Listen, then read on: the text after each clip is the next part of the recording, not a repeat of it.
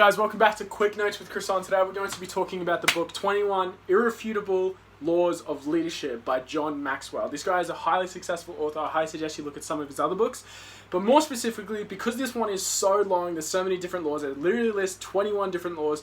No matter what, I'm not going to be able to go anywhere near in depth to what you're going to be able to get from the book. So I first of all highly suggest you do read it in order to basically understand the fundamental parts that make you a successful leader. It's a great book, especially if you're first initially going to management. You have a team that's not exactly performing the way that you want to, or you're just looking towards basically improving your life, your settings, and the people that you have around you. I definitely think that you need to read this book. The first law that the book talks about is the law of lead. So it's leadership ability is your lead to your effectiveness. So your leadership ability is directly linked to your effectiveness. So if you can develop your leadership, then obviously you're going to develop more efficiency, more effectiveness. And the way that it talks about doing that is that all the 4 traits of a successful leader is 1, efficient people skills. All right, so you always need to know how to communicate, no matter what field you're in. People are always going to be a part of it. You're either selling a product or a service to a person, organization. There are people involved, so being able to communicate is very, very, very important. The next one is planning and strategic thinking. Planning and strategic thinking, prudence, being able to make the right decisions at the right times. Consistently, more times than the wrong ones. In fact, probably about 80% of the times, you need to make decisions that are going towards benefiting the business, benefiting yourself, and so on and so on and so on. The next one is vision, having a goal, understanding what you're looking towards achieving. And the next one is finally results. As a leader, an obvious one is basically results.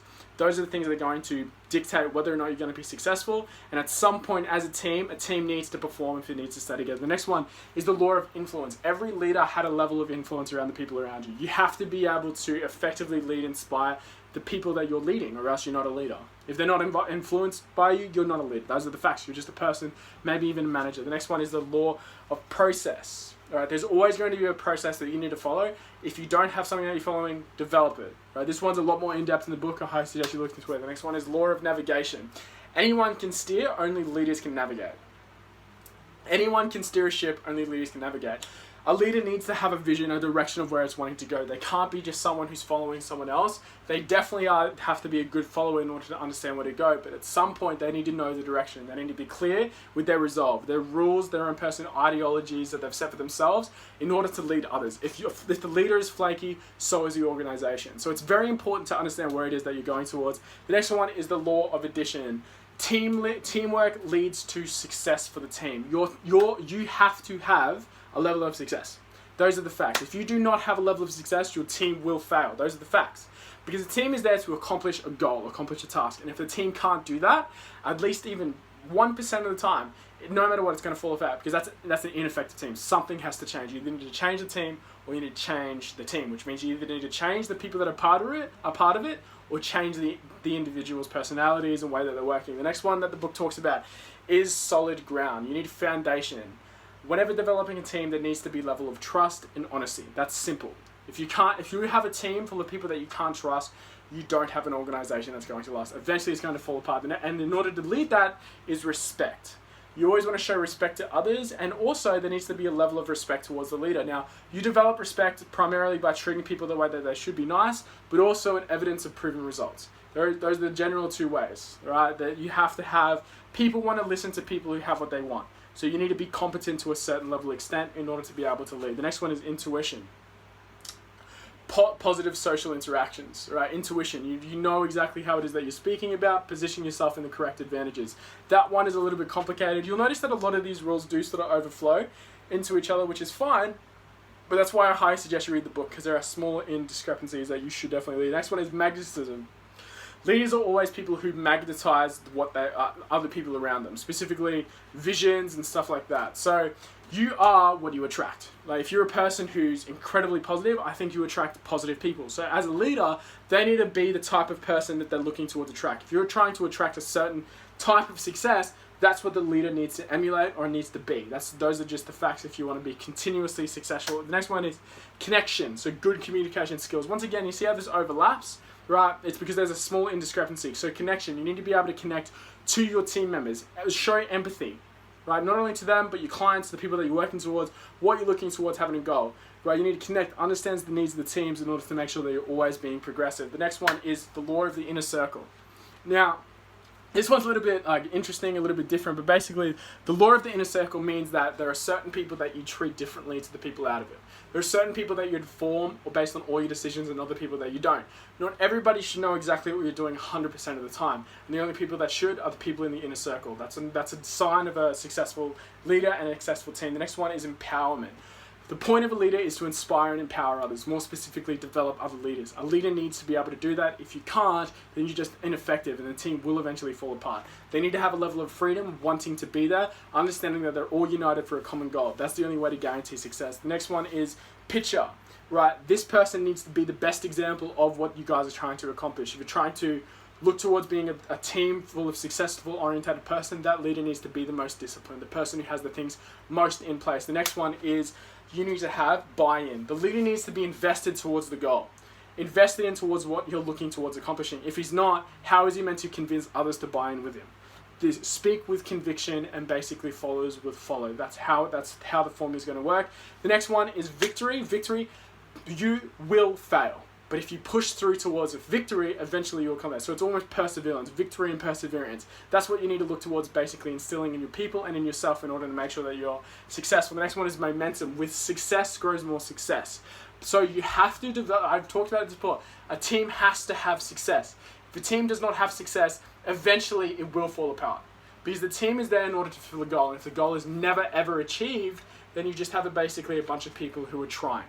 And trying is only enough for a certain period of time. You do eventually need to succeed. The next one is priorities. First things first, second things when you have time. The team needs to understand what it is that you're looking for, and you need to lead by example with the leader. If the leader doesn't do this, then eventually the team will be flaking on the task that it's looking towards accomplishing, and therefore you will not be succeeding. The next one is sacrifices.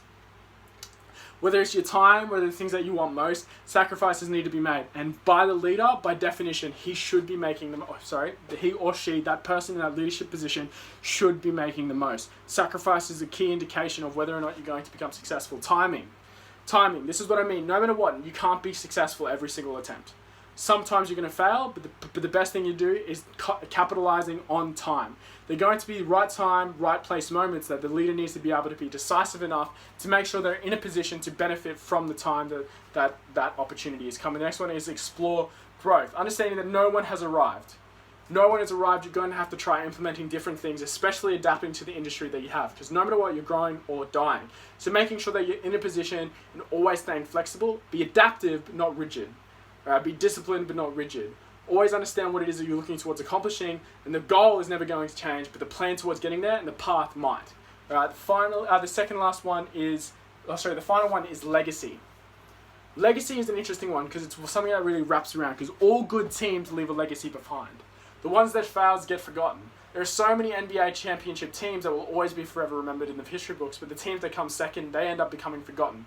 The reason is because legacy needs to be left behind. You need to look towards actively what is it that you're going to leave behind. And the book talks about how legacy is really just influence that's not restricted by time. What is the mark that you're going to leave in the world through your leadership and through the development of your team that you create? What is the mark that you're going to leave in the world?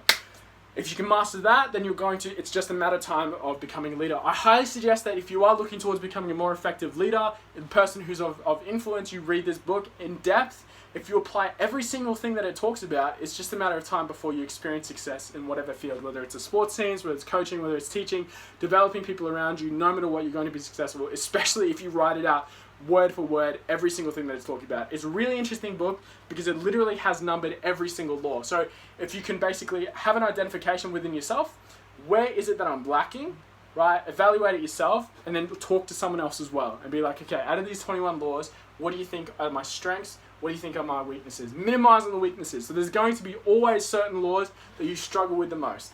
Minimize them to the point where you have the average standard so you're not falling behind. And then maximize on the aspects of the laws that you are strengths in, right? Maximize on them. Every single person who's been incredibly successful, they're walking flaws. They're walking flaws. They're filled with them. But the fact is that they maximize on the strengths that they do have within that aspect. If you do that, especially within the laws of leadership, no matter what, it's just a matter of time before you experience the success that you're looking towards achieving within the team that you're leading.